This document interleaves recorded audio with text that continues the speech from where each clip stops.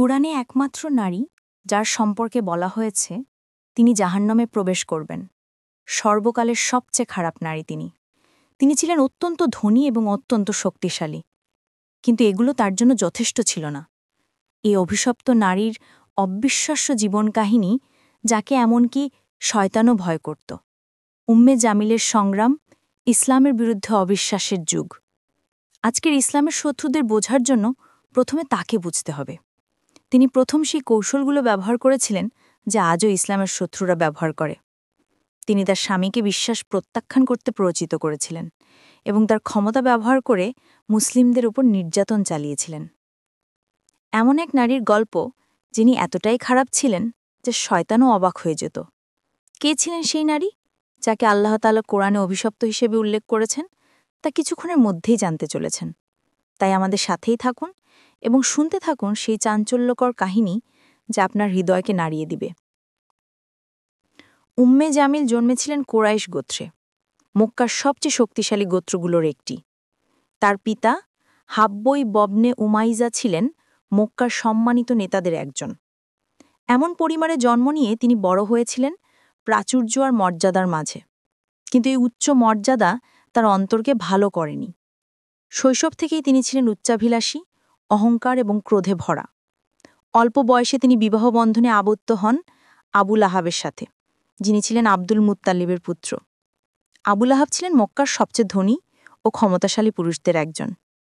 তার সম্পদ উম্মে জামিলকে, যিনি অহংকার আর বিলাসিতা পছন্দ করতেন, অপরিসীম আনন্দ দিয়েছিল। আবুল আহাব ছিলেন কুরাইশের বিখ্যাত ব্যবসায়ী, যার বাণিজ্য ছড়িয়েছিল দূর দূরান্তে। উম্মে জামিল এই সম্পদ ব্যবহার করে মক্কার সবচেয়ে আলোচিত নারীদের একজন হয়ে উঠলেন। কিন্তু তিনি শুধু তার স্বামীর সম্পদের ছায়ায় বসে থাকতেন না।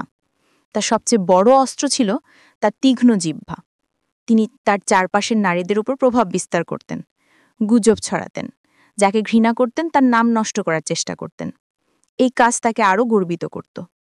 কিন্তু আসল সত্য ছিল, তিনি ভয় পেতেন, তার ক্ষমতা আর মানুষের সম্মান হারানোর ভয়। মক্কায় যখন মানুষ বাণিজ্যে ব্যস্ত থাকত, কেউ কেউ তাদের গোত্রের সম্মান রক্ষায় মগ্ন থাকত। কিন্তু উম্মে জামিল ছিলেন তার গোত্র আর স্বামীর মর্যাদা ধরে রাখার জন্য অচ্ছন্ন। তার কাছে সবচেয়ে গুরুত্বপূর্ণ ছিল কুরাইশের নেতৃত্ব, বিশেষ করে উমাইয়া পরিবারের প্রভাব। কিন্তু একদিন মক্কার বাতাসে এমন এক খবর ছড়িয়ে পড়ল যা তার অন্তরে বিপর্যয় নিয়ে এলো। নবী মুহাম্মদ সাল্লাল্লাহু আলাইহি ওয়াসাল্লাম ঘোষণা করলেন, আমি আল্লাহর রসূলকে। উম্মে জামিলের জন্য এ কথা ছিল ঝড়ের মতো। তিনি নবীর পারিবারিক বংশ ভালোভাবে জানতেন। তিনি ছিলেন হাশিম পরিবারের, যা কুরাইশের একটি শক্তিশালী শাখা। কিন্তু যদি তিনি সত্যিই নবী হন, তাহলে তার ক্ষমতা কি বিপদে পড়বে না? তার জন্য এটি সত্য মিথ্যার প্রশ্ন ছিল না, এটি ছিল নিয়ন্ত্রণের লড়াই। যদি ইসলাম মক্কায় ছড়িয়ে পড়ে, কুরাইশের শাসন ভেঙে যাবে আর তার গর্ভের জগৎ ধুলায় মিশে যাবে।